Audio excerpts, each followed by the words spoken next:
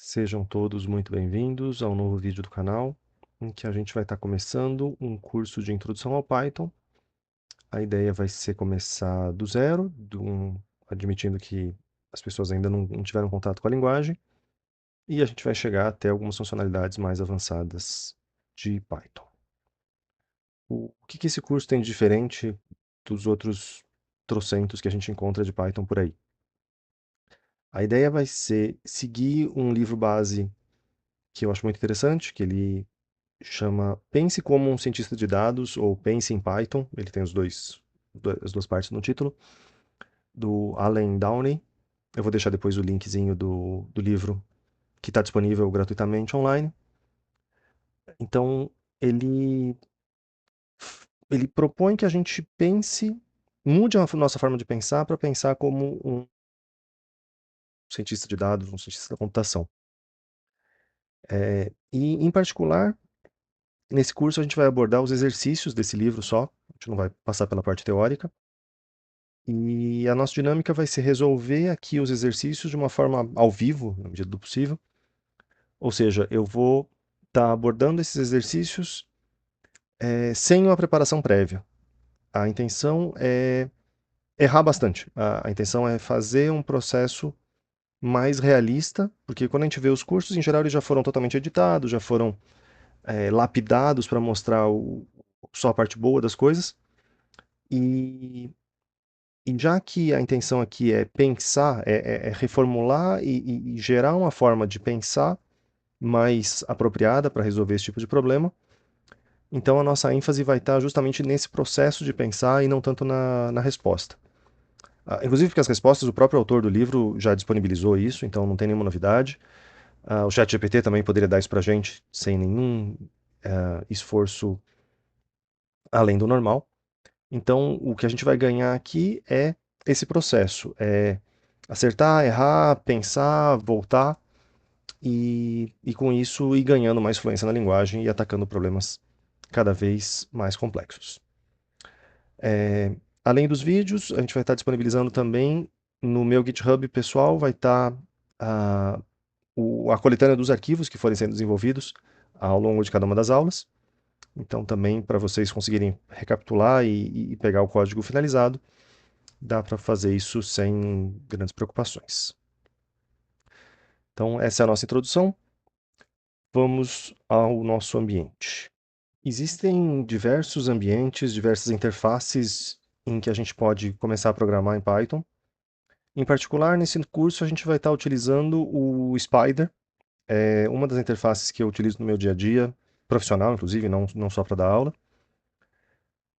Não é a única, talvez não seja nem a melhor, mas ela tem algumas funcionalidades muito interessantes para a gente enxergar o que está acontecendo à medida que a gente está construindo. Então, foi por isso que eu escolhi fazer esse curso no Spyder, porque essa questão de visualização, nesse ponto sim, eu acho que ele é superior às alternativas que existem. Alguém que tem algum background em MATLAB ou Scilab deve reconhecer um pouquinho dessa cara. Eles se inspiraram claramente no próprio MATLAB, inclusive se a gente for olhar aqui o default dessa distribuição de ambientes, eles falam que é um layout mais baseado no MATLAB. Pode ter um layout mais parecido com o do R, para quem estiver mais acostumado. Eu vou deixar aqui com o nosso default, em que a gente tem três espaços principais. A gente tem um espaço aqui, onde o meu cursor está piscando, em que eu posso escrever algum código, especialmente usado se a gente tiver algum código mais complexo, alguma coisa em que eu preciso desenvolvendo aos poucos e pensando aos poucos. A gente vai usar esse espaço aqui do editor de texto na maior parte das vezes. E se eu der um Ctrl S aqui para salvar o meu arquivo, vocês perceberam que o nome do meu arquivo mudou, então ele estava com um asterisco indicando que teve uma alteração. Se eu fizer uma outra alteração aqui, fica mais fácil para vocês verem. Então, aconteceu uma alteração, o arquivo vai ter um asterisco dizendo que mudou. Na hora que eu der um salvar ou clicar aqui no nosso disquetezinho, o arquivo vai ser salvo, então você consegue ver se está tudo salvo mesmo, você não vai perder nada. Mas esses valores que estão aqui, eles ainda não estão existindo, eles ainda não estão na memória, digamos assim. A vantagem do Spider é que ele tem esse ambiente aqui do explorador de variáveis, em que a gente pode ver as variáveis que estão sendo consideradas, que já tem algum valor, e no momento aqui a gente não tem nada. Mas, por outro lado, aqui embaixo, a gente tem um ambiente mais interativo, um ambiente em que se eu criar uma variável x com um outro valor, eu já vou ter uma atualização aqui automaticamente no meu navegador de variáveis, dizendo qual é a variável, qual é o tipo dela, qual é o valor, enquanto que as variáveis a e b só vão aparecer aqui no nosso navegador de variáveis, só vão ter valores depois que a gente rodar o nosso programa, clicando aqui nessa setinha, ou usando o atalho F5, aí sim as variáveis a e b vão também existir. A gente vai usar esse módulo aqui embaixo mais interativo para fazer testes, para fazer quando você tem alguma dúvida da sintaxe, será que eu escrevo de um jeito, será que eu escrevo do outro, será que vai dar certo o que eu estou pensando? Ao invés de você rodar o seu programa inteiro, você pode escrever um pedacinho pequeno dele só e rodar só aqui nesse navegador, nesse menuzinho mais interativo. E com isso, uma vez que você tenha consolidado o que você quer, você volta e continua com o seu código mais formal.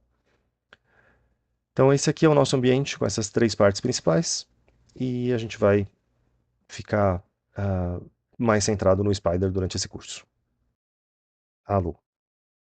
Nesse curso eu não vou mostrar para vocês como instalar o Spider ou como configurar o ambiente. Esse é um ponto que está sempre mudando, está sempre melhorando. Então é mais fácil vocês, no momento que estiverem assistindo esse curso, procurarem algum tutorialzinho mais específico, mais de acordo com a máquina que vocês estão, com o momento que vocês estão. Caso vocês ainda não tenham o Python instalado. Esse aqui é o site do Spider, onde a gente pode fazer o download, mas não é a única forma de obter. Ele pode ser integrado com o Anaconda, por exemplo, mas eu deixo isso para vocês procurarem e seguirem da forma que for mais adequada no momento. O que realmente importa para o nosso curso é a página do livro que a gente vai estar seguindo, o Think Python, como eu tinha comentado. Eu cometi um erro, eu tinha falado que era cientista de dados, e na verdade eu sou cientista da computação, o nome do subtítulo do livro. Então é Pense como um cientista da computação. E o livro está disponível online em inglês. Se você tiver fluência em inglês e conseguir seguir ele por aqui, é bem melhor. Caso não seja possível, a gente vai estar fazendo a gente vai estar seguindo pela tradução automática do próprio Google Chrome mesmo, que é razoável, não é perfeita, mas é razoável. Então a gente vai estar se baseando nos exercícios nessa versão traduzida.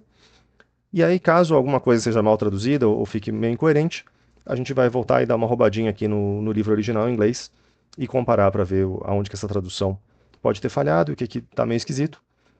Então vamos aos exercícios. A gente vai estar olhando primeiro aqui para os enunciados em português e eu vou pular o primeiro de todos. Os primeiros capítulos têm uns exercícios ponto 1 que eles estão estimulando vocês a conversarem com um chatbot, um chat GPT ou uma LLM da vida. A gente vai fazer só os exercícios que são mais concretos mesmo em Python. Aqui também, esse é só um exercício que ele está comentando para a gente conversar com um assistente virtual, então a gente também vai pular. Então, o primeiro exercício de fato que a gente vai resolver é o de número 3.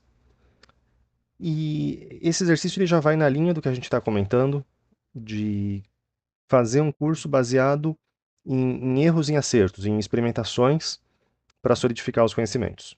Então, o autor está sugerindo para a gente cometer alguns erros e ver o que acontece, basicamente. Então, ele começa sugerindo para a gente colocar um sinal de menos para representar um número, o que parece bastante razoável. Eu vou fazer esses primeiros experimentos aqui no nosso console interativo, em que se eu digitar um número e der um Enter, vocês percebam que tem um IN, que é a entrada que a gente está fazendo, e o OUT, que é a saída do programa. Nesse caso, a gente não está pedindo para ele fazer nenhuma conta, não tem nada acontecendo, então ele está só reproduzindo para a gente aquilo que a gente mandou da primeira vez. E se eu fizesse com um número negativo, né, um -2, por exemplo, isso aqui funcionaria e ele me aceitaria como -2. Agora, o que será que acontece se a gente colocar um sinal de mais antes de um número? Bom, o sinal de mais é meio inútil, né? Então, se a gente fizesse, por exemplo, +3, o sinal de mais é simplesmente o próprio 3. Não tem. Nada acontece. Quer dizer, acontece, né, o sinal é omitido, né? A convenção normal da matemática de não escrever o sinal positivo, mas é um número positivo. E se a gente tivesse alguma coisa tipo 2 mais 2, alguma coisa que certamente vai dar errado, e, e não dá tão errado assim, né? Surpreendentemente, o Python consegue entender que esse 2 mais 2, na verdade, é a mesma coisa que o nosso 2 mais 2. Ele ignora um dos dois sinais. Então, isso aqui eu olhei e achei que estava meio maluco, mas está certo. O... Em Python, isso aqui é uma sintaxe válida. Eu imaginaria que não, mas vocês verem como a gente sempre aprende, mesmo na lição, no primeiro exercício da primeira aula, a gente está aprendendo. E assim é a vida. Claro que não tem por que você escrever isso, né? Se você estiver realmente programando alguma coisa, vai ser sempre de uma forma mais parecida com a de baixo, mas a linguagem entende essa forma com os sinais repetidos demais. Ah, nos exercícios que a gente pulou, no 1 e no 2, ele estava comentando um pouquinho da função round, que é uma função que arredonda. Então, essa é uma função em que a gente passa um número quebrado ou não, mas aqui ele está passando, por exemplo, 42,5, um número quebrado, e aí a gente está pedindo para round, para arredondar esse número.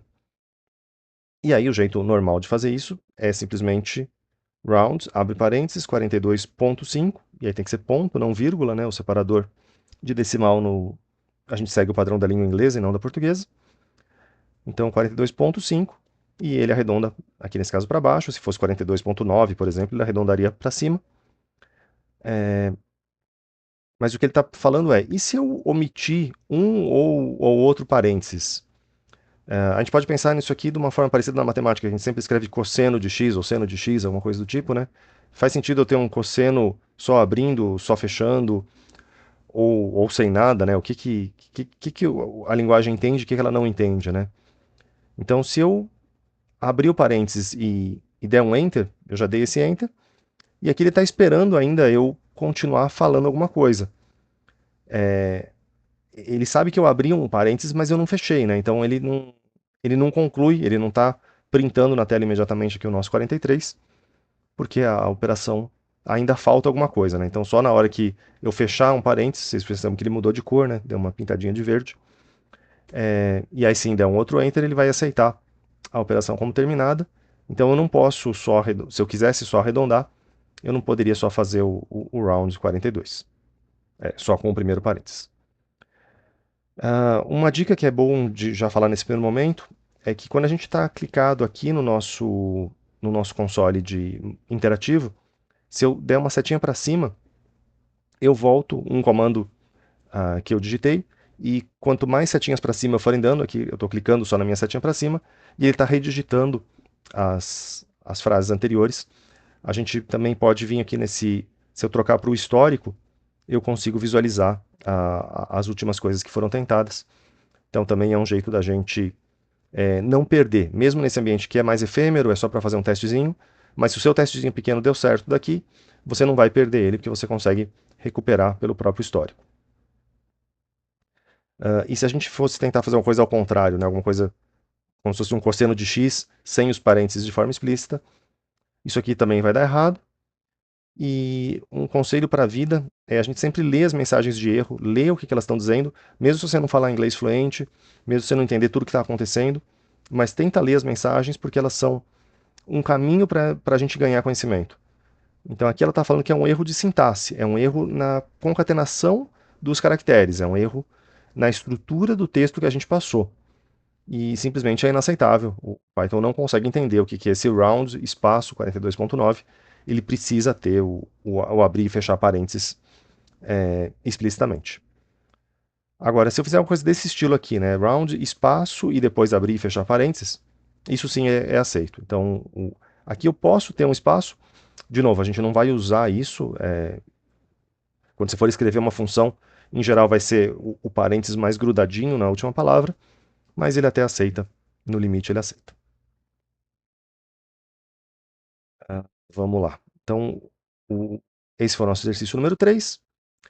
Nosso exercício número 4, ele está falando que existe a função type, a função que me diz o tipo de uma determinada expressão. Então, o que é o tipo? Os tipos em programação são formas de a gente guardar os nossos valores. Então, a gente pode ilustrar isso no nosso primeiro exemplo que está aqui, por exemplo. Se a gente usar esse operador type para ver qual que é o tipo do número 765. Então, eu posso fazer isso digitando type, entre parênteses, 765, e ele vai me falar int, int, que quer dizer inteiro. Ou seja, esse número 765 é um número inteiro, ele está armazenado na memória de uma forma específica para números inteiros. Diferente do próximo, se a gente for tentar esse número 2.7, então se a gente der um type 2.718, esse aqui é um número quebrado, né, um número fracionário. Em termos mais técnicos, ele é um número de ponto flutuante. Então esse float que aparece aqui quer dizer que esse é um número do tipo float. Isso aqui é muito útil quando você tiver algum conflito. Às vezes você vai ter algum erro que a função deveria funcionar de um jeito, mas na verdade está funcionando de outro. Então você inspecionar os tipos pode ser útil para você entender alguns tipos de confusão que a gente vai fazer no meio do caminho ao longo da nossa trajetória. A gente vai tentar agora esse próximo exemplo, que é para ver o tipo dessa expressão abre chaves. Então aqui é só aspas, chaves eu falei errado, mas é aspas, né? Aspas simples. Então a gente vai escrever 2π mais 2π entre aspas simples. Então se eu fizer type, abrir aspas simples, 2 espaço π, fechei aspas simples. Percebam que a cor até mudou, então o Spider já está dizendo para a gente, tem alguma diferença aqui. A gente usa as aspas simples para marcar um texto, o que é chamado em termos mais técnicos de string. Então esse str aqui é para dizer que isso não é um número, é um texto, é uma string. Se a gente tivesse feito, ao invés de aspas simples, aspas duplas, isso também iria funcionar. Então a gente pode usar tanto simples quanto dupla. A gente só não pode misturar, né? Ou uma ou outra, mas se você for coerente, as coisas funcionam. Agora o próximo. A gente vai ter ABS. ABS quer dizer absoluto, é o valor absoluto, é o módulo. Então vamos primeiro fazer só a continha que ele está sugerindo para a gente, ABS de menos 7. A gente vai aplicar a função ABS, a função módulo, no número menos 7. E aí o resultado disso vai ser, obviamente, o valor positivo. Então se eu der um type disso tudo, ou seja, qual é o tipo do módulo do número menos 7, é um outro jeito de perguntar qual que é o tipo do número 7, e a resposta tem que ser inteiro. Isso aqui indica para a gente que a gente pode ter funções aninhadas, uma função dentro de uma função, uma f de uma g de x, é algo desse tipo que a gente está fazendo aqui, já com essas funções básicas da linguagem. Agora, o que vocês acham que vai acontecer? A gente mudou, ao invés de ser um 7, é um 7.0. Então ele já tem uma cara de número quebrado, apesar de que a gente, humano, quando olha para um 7.0, a gente ignora esse ponto zero, mas para a linguagem de programação, uma vez que ele tenha um ponto zero, mesmo que seja zero esse complemento, mas o fato dele ter um ponto, dele ter um separador de decimal, faz com que ele já espere que seja um número fracionário. Então é por isso que o número, o tipo aqui está mudando de tipo inteiro, ele vai mudar para tipo float, ponto flutuante. Agora, esse aqui é mais curioso. Se a gente perguntar qual que é o tipo de ABS, então só o tipo de ABS, e aí a resposta vai ser que esse ABS é uma função. O Python, diferentemente de outras linguagens, ele trata as funções de uma forma como cidadão de primeira classe, é o termo que a gente fala. Você pode fazer todas as operações com as funções são os objetos que a gente passa de um lado para o outro. Então a gente manipula funções de uma forma muito simples. E, e não é uma variável, é uma função, é uma coisa que você fala um número para ela e ela te dá uma resposta. Tem uma entrada e uma saída, digamos, enquanto que uma variável é só uma coisa que armazena um valor. Mas, à medida que a gente for seguindo o curso, a gente vai ver com mais calma esses, o que são funções, o que são variáveis. Então, não se desesperem. Agora, o que será o tipo da palavra int? O tipo da palavra int é um tipo, o que faz sentido, porque ele é simplesmente um qualificador. É uma coisa que descreve os tipos das variáveis, então o tipo de int é nada mais do que um tipo. Agora, o que será que é o tipo de do próprio tipo. Também é um tipo. Eu confesso que isso aqui me surpreendeu. Eu confesso que eu esperava que isso aqui fosse uma função, porque a gente aplica o type em alguma coisa. Então, também um aprendizado também para mim nesse momento.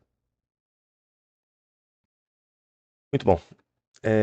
Vamos ao próximo. Vamos ao 5, em que aqui o autor está falando para a gente que se você já conhece variáveis, você pode usar as variáveis. A gente vai fazer sem nenhuma variável, a gente vai fazer ainda só no nosso navegador interativo, só para simplificar, mas depois a gente vai refazer isso aqui quando a gente falar de variáveis no próximo capítulo, de uma forma um pouco mais limpa. Então ele está perguntando para a gente quantos segundos existem em 42 minutos e 42 segundos.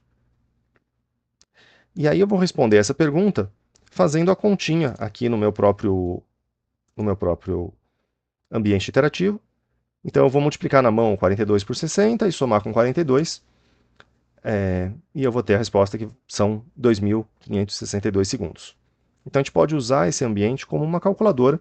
É claro que ele é extremamente mais poderoso que uma calculadora, mas no limite você pode fazer só operações básicas, ele também serviria para isso. Então deu aquela quantidade de segundos aqui na primeira questão. Quantas milhas existem em 10 quilômetros? Então são 1,61 quilômetros em uma milha. Aqui só tomar cuidado se é multiplicar ou se é dividir, né? Então, se a gente fosse montar a nossa regra de 3, iam ser 10 dividido por 1,61. O jeito fácil de saber isso, sem precisar montar a regra de 3, é que uma milha é maior do que 1 quilômetro. Então, o número total aqui tem que ser menor do que 10. Então, eu tenho que dividir por 1,6 e não multiplicar. Então, seria um jeito da gente conferir que as coisas estão funcionando e que seriam 6,2 milhas. Se ocorrer uma prova de 10 quilômetros em 42 minutos e 42 segundos, qual será seu ritmo médio em segundos por milha? Então, a gente tinha o número total de segundos aqui na primeira pergunta, a gente tem o número de milhas na segunda, a gente pode dividir um pelo outro. Então, a gente poderia fazer isso aqui fazendo alguma coisa do tipo 2.562 dividido por 6,211 e aqui eu digitei até coisas erradas. Ou seja, digitando todo esse número, né, com todos os seus perigos. Mas vocês já percebam que isso aqui não é uma coisa muito confortável, então já seria melhor, no mínimo do mínimo, fazer alguma coisa mais de deixar a máquina fazer aquilo que ela faz de melhor, deixar a máquina fazer a conta. A gente só monta o problema e deixa a máquina fazer a conta. E ainda essa aqui não é a melhor forma de fazer, né? Se a gente tem uma linguagem de programação, o melhor é a gente ter variáveis para as coisas. Então, quando a gente refizer esse exercício na próxima aula, a gente vai tomar um pouquinho mais de cuidado para definir variáveis e criar as nossas expressões, mas a gente teria então essa conta de 400 segundos percorridos em cada uma das milhas. Qual é o seu ritmo médio em minutos e segundos por milha? Então a gente tinha percorrido esse tanto aqui, 412, 412 segundos.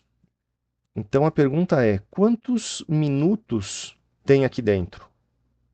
Né? Porque ele me deu um número que é alguma coisa quebrada, né? E na verdade, se a gente tem minutos e segundos, a gente deveria ter x minutos e y segundos. Mas tá ruim de fazer a conta, né? Eu não vou resistir, eu vou precisar criar variáveis porque eu não tô confortável. Vamos criar variáveis para as coisas porque eu já não sei mais o que é o 42, o que é o 10, o que é o 1. Eu já estou confuso demais. Então vamos criar variáveis para cada uma dessas coisas e vamos fazer aos poucos. No começo, então. O nosso tempo em segundos. Então eu vou criar uma variável que vai chamar tempo em segundos, que ela vai ser igual àquela nossa primeira expressãozinha, 42 vezes 60 mais 42. A convenção do Python é usar o underscore ou underline para separar para não escrever tudo grudado, né? Porque eu podia escrever tempo, segundos, tudo grudado, mas aí fica mais difícil de ler. Então, se o meu nome de variável é alguma coisa que é um pouco maior, eu vou usar um underscore para separar. É claro que eu podia chamar isso aqui simplesmente de x, mas se a gente chama tudo de x, y, z, daqui a 2 minutos a gente não vai mais saber o que é cada uma das coisas. Então vamos fazer de um jeito um pouquinho mais limpo e vamos criar uma variável tempo segundos, que tem esse tempo total em segundos aqui. E vamos criar uma variável para a nossa distância, que era distância, eu vou chamar distância em milhas, que eram os 10 quilômetros dividido por 1,61, que é o fator de conversão. Então eu vou ter uma velocidade a gente calculou da primeira vez, em segundos por milha. Então uma velocidade em segundos por milhas, que seria igual ao tempo em segundos dividido pela distância em milhas. Isso aqui é exatamente análogo ao que a gente fez anteriormente, mas agora com as variáveis a gente consegue enxergar o que é uma coisa, o que é outra coisa, por que eu estou fazendo a conta desse jeito, ao invés de ir lidando com os números mais brutos, como a gente tinha começado. E aí, para a gente rodar esse nosso programinha, eu podia apertar o nosso botão aqui de Run, ele vai rodar, ele vai me mostrar algumas variáveis que estão na memória aqui, mas eu não estou enxergando concretamente, não está muito claro quanto que é esse valor da velocidade. Então, para a gente enxergar o nosso resultado final, eu vou dar um print velocidade em segundos por milhas. E se eu mandar rodar de novo o nosso programa, seja usando o atalho F5, ou seja, clicando aqui na minha setinha verde, percebam que no meu próprio repositório, ele vai escrever na tela aquele mesmo resultado que a gente tinha obtido anteriormente. Então aqui vai estar esse é um jeito da gente organizar melhor e da gente enxergar os nossos resultados. Eu vou dar um clear aqui na minha área de trabalho, que é simplesmente para a gente limpar, para a gente apagar os textos que já estão lá, para a gente só começar do zero e estar de uma forma um pouquinho mais clara. Seguindo adiante, vamos então voltar para a pergunta onde a gente tinha dado uma pausa, que era encontrar a nossa velocidade média em minutos e segundos por milha. Então, em outras palavras, a gente tinha esse resultado aqui de 412 segundos, mas quantos minutos tem aqui, né? Então eu preciso, de alguma forma, dividir por 60 para saber para tirar os minutos, né? Mas se a gente fizer, por exemplo, velocidade segundos milhas, dividido por 60, aqui ele está...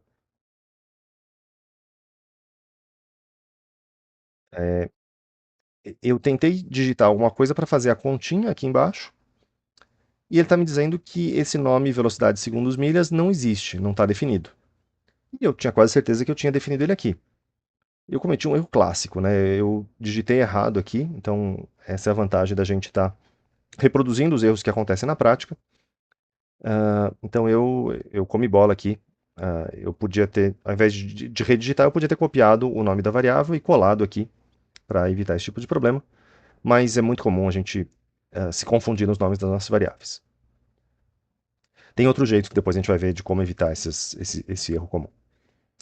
Enfim, se a gente tivesse a nossa velocidade dividido por 60, a gente vai ter um resultado de 6,874. A gente vai ter um número quebrado também, né? Então, relembrando o que a gente acabou de ver do tipo, né? Se a gente pergunta qual que é o tipo desse nosso resultado, ele vai dar um número quebrado. A gente queria, na verdade, um número inteiro, né? A gente queria 6 minutos e alguma coisa. Então, já dá para sentir que a resposta vai ser 6 minutos e alguma coisa, até porque se fossem 7 minutos ia ser 420, né? Então tem que ser 6 minutos e alguma coisa. Mas como é que a gente programa isso? Existe uma operação que é fazer a divisão com duas barras. Então, se a gente faz aquela nossa velocidade barra barra 60, ele vai dar um resultado para a gente que é que não vai ter casa decimal. Então, a gente poderia usar essa ideia do barra barra desde o começo para já recalcular o nosso tempo aqui, pegando só a parte inteira. Então, se a gente rodasse de novo aqui o nosso programa dessa forma, ele já vai dar um 412 redondo. A gente está jogando fora o nosso resultado decimal. E, mas se a gente se a gente fizer o type disso aqui, ele vai continuar falando para a gente que é um tipo float. Porque tem o ponto zero aqui, tá? Então ele tá dando a parte inteira, mas ele vai continuar entendendo essas coisas como floats.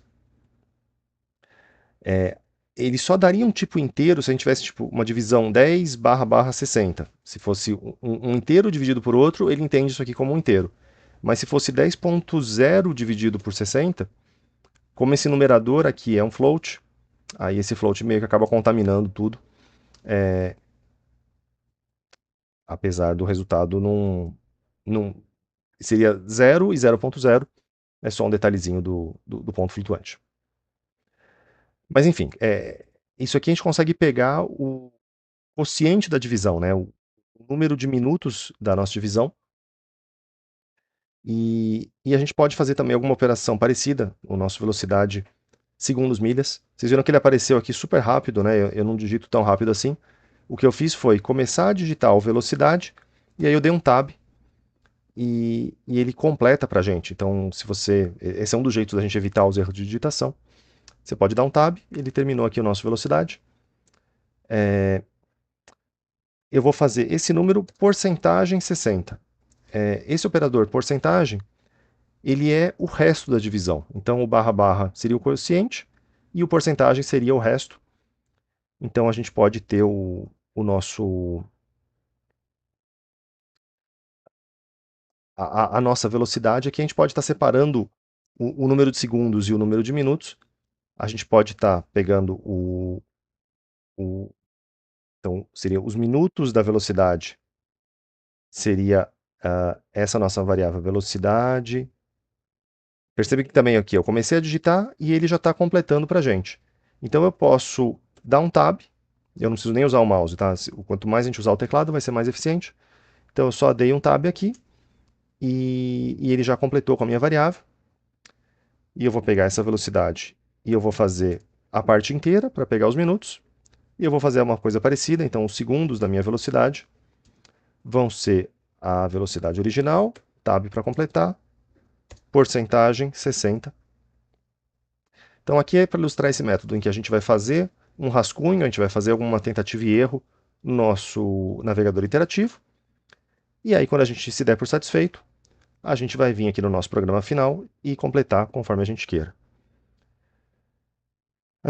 Eu vou dar um print também do minutos velocidade e eu vou dar um print do segundos velocidade. E quando eu mandar rodar esse nosso programa, a gente vai estar vendo os três números. Ainda não está super bonitinho, né? Daqui a pouco a gente vai ver formas melhores para a gente fazer uma frase, fazer um texto mais bem formatado. Por enquanto a gente vai ter que meio fazer um cara crachá aqui de qual é o primeiro, qual é o segundo, qual é o terceiro, para conseguir saber quem é quem. Ou lembrando do nosso navegador de variáveis, a gente pode também olhar para o navegador de variáveis para conferir o valor final de cada uma delas. Então, barra barra para pegar a parte inteira, porcentagem para pegar o resto da divisão. E aqui o nosso último, a gente vai querer calcular a velocidade em milhas por hora. Então, se eu quero calcular a minha velocidade em milhas por hora, eu podia pegar o nosso tempo em horas. O nosso tempo em horas seria quanto? Seria o nosso tempo em segundos dividido por 3.600. São 3.600 segundos em uma hora. Se eu tiver na dúvida se é isso mesmo, um dos jeitos de testar é, por exemplo, se eu selecionar só essa linha que está aqui e der um botão direito, eu tenho essa opção, que é o equivalente ao atalho F9, que é executar só essa linha que está selecionada. Então, se eu der um F9 ou fizer esse botão direito e clicar aqui, ele vai rodar só essa linha, e uma vez que ele rodou só essa linha, eu vou ter um tempo em horas que vai estar sendo mostrado aqui. Então, o fato de eu rodar só essa linha, faz essa conta, mas não necessariamente imprime na tela. Se eu quiser olhar quanto que é o valor dessa variável, eu poderia, além de dar um print, eu poderia escrever o nome da variável aqui embaixo e ele vai escrever para a gente no nosso navegador interativo. Em todo caso, 0,7 horas me parece razoável, porque foram 40 e poucos minutos, então mais de meia hora deve ser por aí. Qual a sua velocidade média em milhas por hora? Então, em milhas por hora, se eu quiser uma velocidade em milhas por hora, seria a distância em milhas dividido pelo nosso tempo em horas. E aí eu vou dar um print final dessa nossa velocidade em milhas por hora. Se eu mandar rodar esse programa, ele vai me dar aqui um 8,72. Para a gente que não é da língua inglesa, que não usa essas unidades de milha por hora, esse tipo de velocidade é super esquisito, né? Então, para a gente seria talvez um pouco melhor a gente ter uma velocidade em quilômetros por hora, só para a gente ver um número que faz sentido na nossa cabeça. Seria a velocidade em milhas por hora, multiplicado por aquele mesmo 1,61 que a gente tinha anteriormente, né, essa conversão, e agora multiplicado ao contrário, né, porque 1 quilômetro é menor do que uma milha, e essa nossa última velocidade em quilômetros por hora, só para a gente saber o quão rápido estava essa pessoa, estava correndo a 14 quilômetros por hora, e assim já é um número que na esteira eu não alcanço, que eu sei que correr 14 quilômetros por hora não é tão trivial, então assim a gente tem um pouco mais de sensação de que esses números estão coerentes. A lição que fica então é usar as variáveis para organizar o nosso cálculo. Fazer simplesmente contas aqui, como vocês viram, é muito confuso e a gente não sai além do que a gente consegue fazer no papel e caneta. Para a gente organizar programas maiores, a gente vai usando variáveis e à medida que a gente for evoluindo, a gente vai criando programas mais inteligentes e não esse aqui que é mais para a gente sentir e fazer as continhas para ganhar fluência. É isso.